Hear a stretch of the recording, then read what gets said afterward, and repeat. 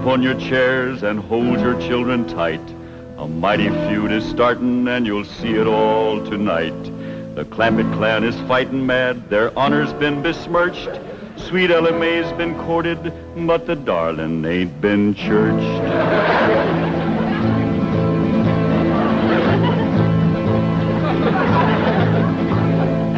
It was young Sonny Drysdale that courted her and fled. And now the Drysdale family will feel hot Clampett lead. 'Cause stranger, you don't trifle with a hillman's daughter fair, or you will face his rifle and he'll deeply part your hair.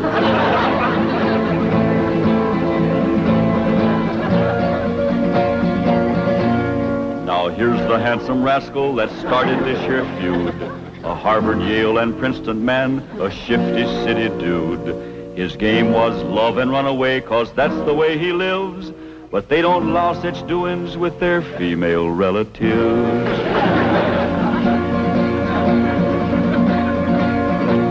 So now they're on their way next door, loaded up for bear. And if my name was Drysdale, I'd be getting out of there. 'Cause mountain justice does demand that when a wrong's been done, the kin of him that done it must also face a gun.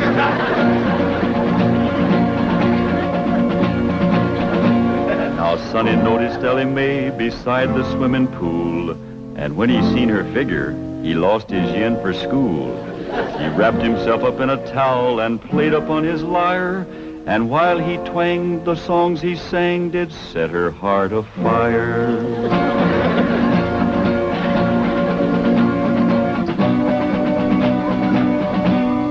Drove his fancy auto up and took her out to spark.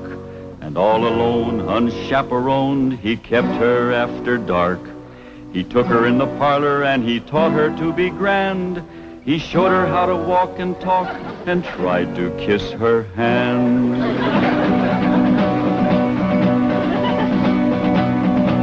He took her to his private room to see his loving cup. And a man that wins a prize for that ain't on the up and up. He wooed her with a tango and a rose betwixt his teeth, a smiling on the outside, but a leering underneath.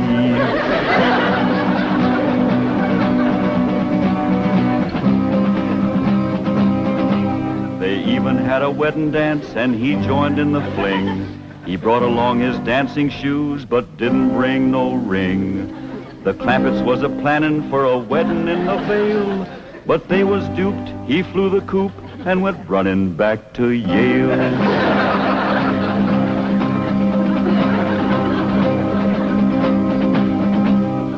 And now the Clampett clan is here to even up the score. I wouldn't want to be the man who opens up that door. You'll have to face their fury, on revenge they are intent. And if his name is Drysdale, his life ain't worth a cent. Butler fella. When will you Clampetts learn there are no possums to hunt in Beverly Hills? Ain't possums we's after, it's Drysdale. Well, they're not at home. Mrs. Drysdale returned to Boston with Sonny, and Mr. Drysdale's at the bank.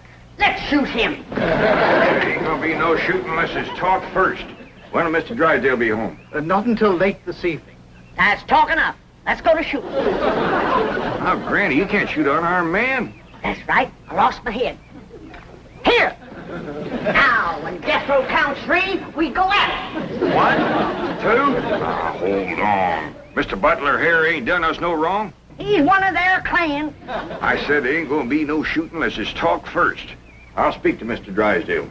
Thank you kindly, Mr. Butler. Yes. Thank you very kindly, Mr. Butler. Why didn't you ask him to dance with you? I was ashamed of you in front of these young'uns. That any way to learn them feuding? It takes my family to know how to feud. Why, we drove the Botkins clean out of Napoleon, Tennessee, chased them off, burnt their shack, and shoveled their footsteps off the path. Hot diggity dog. That's what I call feuding. I'm sure proud to come from a family like yours, Granny. That's the Moses family.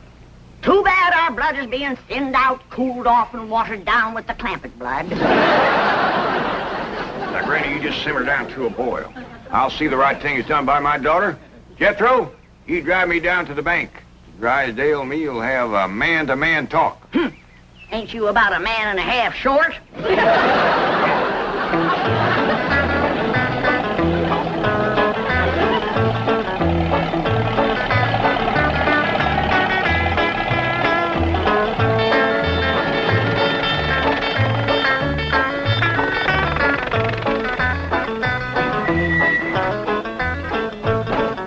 You wait here, I'll go and see Mr. Drysdale. You flush him out, Uncle Jed. I'll get him on the run.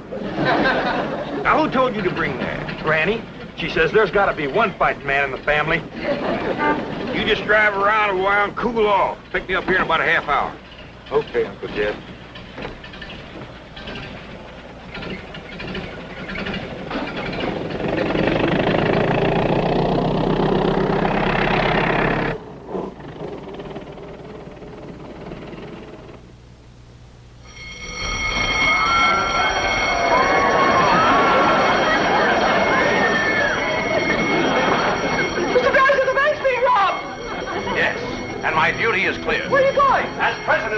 There's only one place for me at a time like this, my bulletproof closet.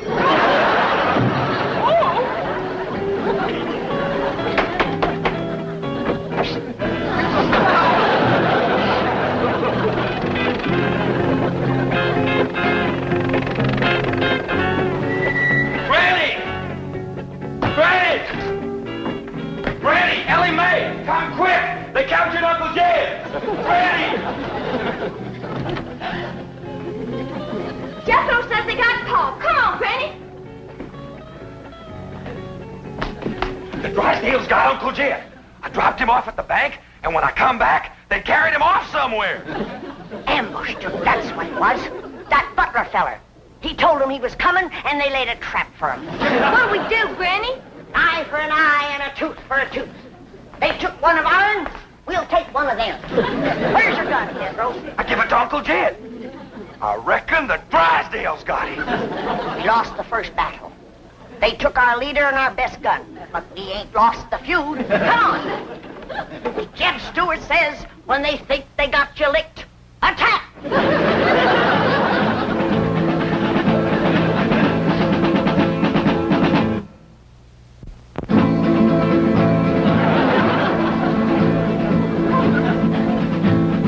Now the feud is growing hot, the Clampetts lost a man. Their leader now is Granny from the fightin' Moses clan. Granny learned her feudin' while a child on mother's knee, when the Moses drove the Botkins from Napoleon, Tennessee.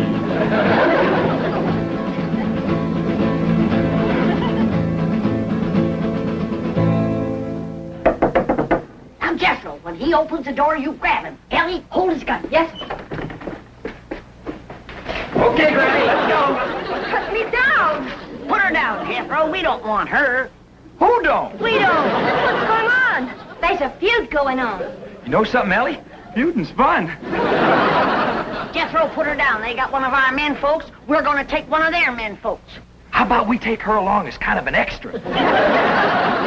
No, not unless they captured one of our women folks. Elly May, you go in there and surrender. I ain't gonna do it. Jethro, put her down. How about I towed her as far as home and then let her escape? A little at a time. Wait, what's the meaning of this? He's the one we want. You towed him, Elly.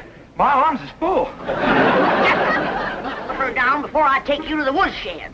You look awful busy, Granny. Maybe I should go to the woodshed and wait for you. I think I'd better call the police. Stop in your tracks while you're able to make them. Now you turn around. Walk towards our house. I refuse to take one step. Now, you want to walk or you want to limp? You better run to the telephone, please. Never mind her, Jethro. Shoot the telephone wire.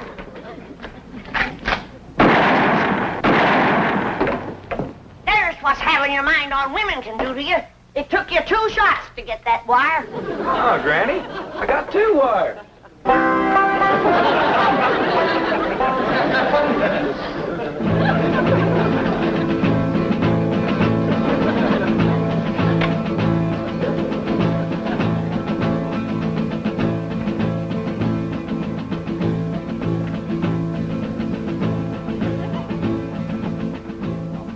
Good work, Lieutenant. You've apprehended what is obviously a very dangerous criminal. I'm coming over and personally hand the reward money to you and your men. What's that? Oh, just to you. Very well. Miss Hathaway, perhaps you'd like to drive me over to police headquarters. You're interested in psychology? I'm completely intrigued with the subject, but what's the connection? The fellow who tried to rob our bank must be a complete nut. They've got 2 psychiatrists with him. What are his psychotic symptoms? He claims to have $25 million. No,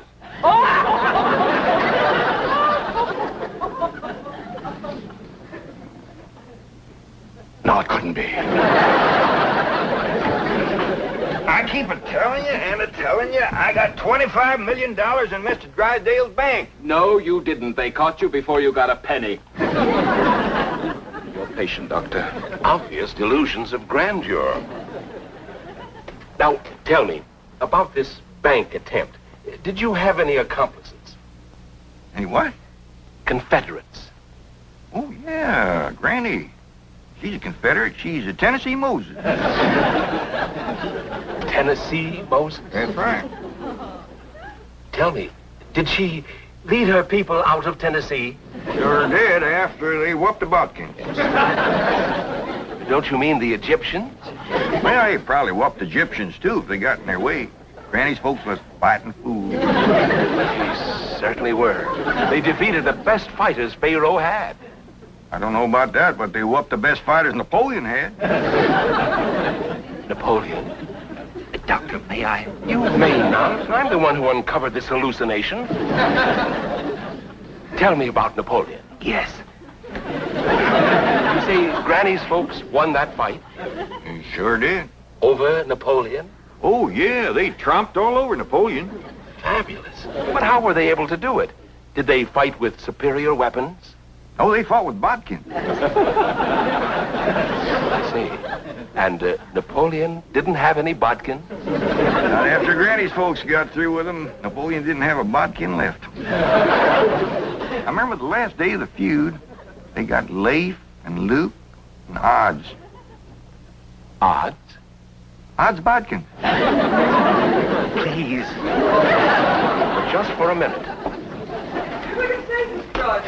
Oh, perfectly safe to look out through the bars. After all, it's Mr. Clampett. Miss Jane, Mr. Drysdale, he sure didn't treat me very good over to your bank. My first visit, too. Let this man out of here. He's got $25 million in my bank. Open this door. Open it. Open it. Oh. Lie down, mister. Lieutenant!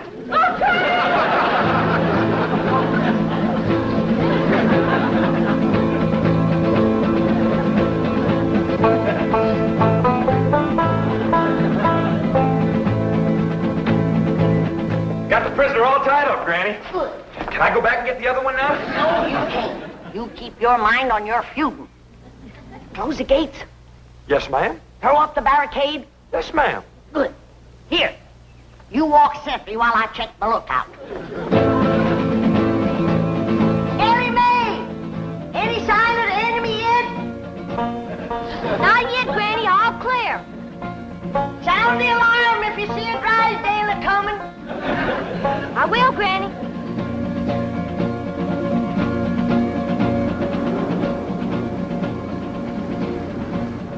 You see, all my employees are trained to be on the lookout for bank robbers, so naturally, when they saw you walk in with your rifle, their first instinct, well, it appeared to them that was just, well, it was... You're not mad, are you, Mr. Clampett? Well, no, not about the bank, but we's all right upset at Sonny for running off and jilting Elly May. Sonny? Jill and Elly May? Well, that's what we'd call it. He sparked her for 2 weeks running. Took her driving, dancing, held her hand, kept her out past dark. Back where we come from, that's just the same as saying, will you? Provided the girl is 12 or better. Mr. Clampett, you have my word of honor. I had no idea that Elly May or Ed took Sonny seriously. Now, the moment we get to your house, I'm going to telephone Sonny in Boston. Get him on the first plane, and he'll be here tonight to propose marriage to Elly May. Well, now, that sure is going to smooth Granny's ruffled feathers. She's been madder than a barefoot centipede standing on a hot rock. We'll be happy when we get there. Yes, bless her sweet little heart.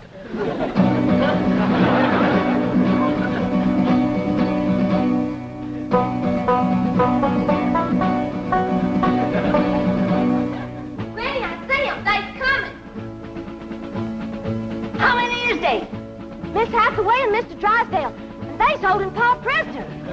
Come on now. We'll stop them at the gate or blast them at the barricades.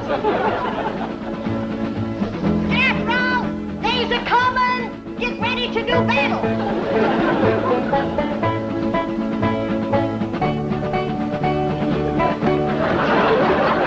Clear your head in the presence of the stars and bars. They's getting to the gate. Take cover. Everybody inside. We'll shoot at them through the porthole.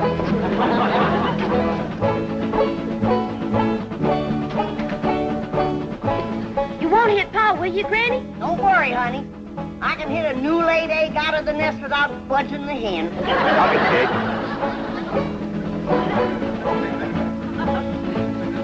Stop where you are. Stay right there. Granny, it's me, Mr. Drysdale. I'm coming in. Let's get out of here, fast. That'll learn them Yankees who they're feuding with.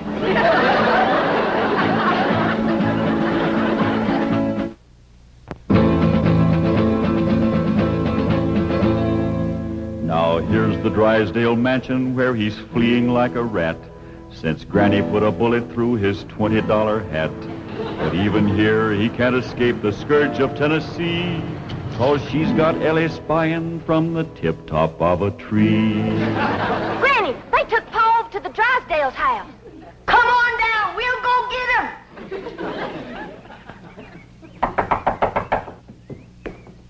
Well, I reckon we'll have to call her on the telephone. When Granny's feuding, she's sometimes hard to reason with. Reckon seeing you with that rifle kind of set her off. But that woman shot at me. Oh, Mr. Drysdale, she shot at your hat. If that little old woman ever goes to throwing lead at you, you'll be casting a polka dot shadow. Elly, Ravenswood, why don't you answer the door? Oh, thank goodness it's you. The Clampetts came and captured Ravenswood. Captured him? Yes, and Jethro picked me up in his arms. He held me and wouldn't put me down. Why? He said he was feuding.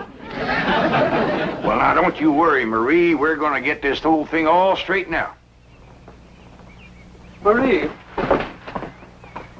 tell me more about your frightening experience with Jethro. Well, there was a knock. I opened the door, and Jethro just swept me up into his big, strong arms, held me tight, and wouldn't let me go. And he said that was feuding. Yes. That's why I was afraid to open the door right now. Marie, you've been through a shattering ordeal. Go and lie down. I'll watch the front door.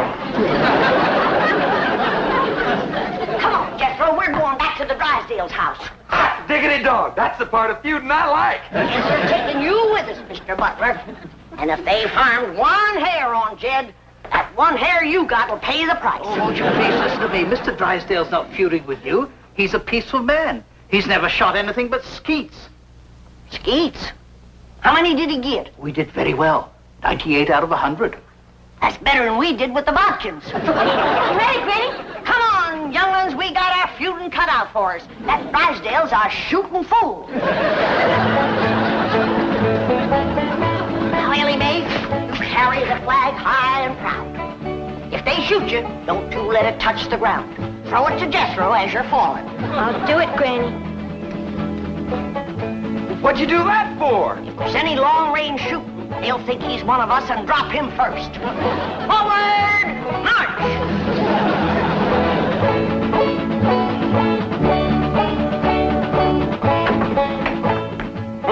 No wonder the phone wouldn't work. Marie said Jethro shot down the wires. Well, we can go next door and use the Miller's phone. Yep. Been cut with a rifle bullet. Kind of ragged, though. Jethro must have been upset. That's bad shooting to cut those little wires with a rifle. Why, when that boy puts his mind to it, he can pick a gnat off a plate of grits at 500 feet in a heavy fog. I'm the only one that can outshoot him. Except for Granny and Elly May. Well, what skeet shooters you'd make. What skeet? Oh, they're clay pigeons. That's what I shoot. Clay pigeon? Oh, it's wonderful. I love it. Your wife must be a first-rate cook.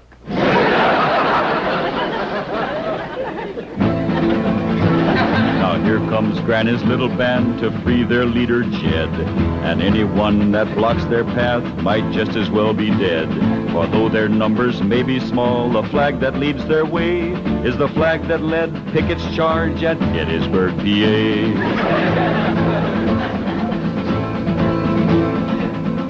Stop for a minute. I got an idea.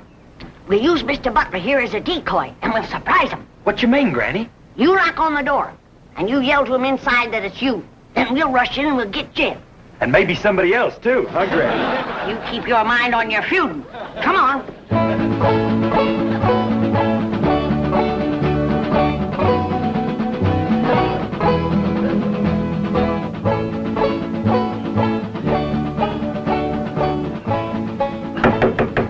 It's me, Ravenswood. Open up. Marie! You may open it. Nothing to be afraid of. It's just Ravenswood. Step aside, decoy. Elly, you guard him. Jethro. When they open the door, we'll rush him.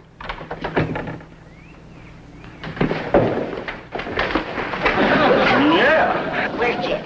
What'd you do with him? Talk fast. Oh, he's not here. He's next door with Mr. Drysdale. Search the house, Jethro. Jethro! Jethro! Yeah, Granny? Put her down. She's light as a feather. Put her down and go look for your Uncle Jed. Now go search the house. Jethro, you're unfamiliar with the place. I'll show you around. What'd you do that for? A feud is a feud. Granny, here comes Pa and Mr. Drysdale. I'll pick that varmint off like I picked a bodkin off a rail fence. Hey, what in the world are you doing? Guarding the decoy, Pa. Ravenswood, you bossing Yankee, bear your head in the presence of our flag. See our flag? My family came from Tennessee. Mine did too. Jed, I always did like this man. Why, sure, Granny, and he's going to make Sonny do the right thing by Elly May. What does that mean, Pa? Going to make Sonny come back here and marry you. I don't want to marry Sonny. You see, Granny, the whole doggone feud was for nothing. Not altogether, Jed. Why, we might never have known that Mr. Drysdale here was a fine gentleman from Tennessee. Yeah. Tell me, ever hear of the Moses family? Hear of them? Why, my mother's family feuded with them for years. You mean your mother was a bodkin? Drysdale, don't ask me why. I just commenced to running. You heard him. Run, you yellow bodkin, I'm a Moses.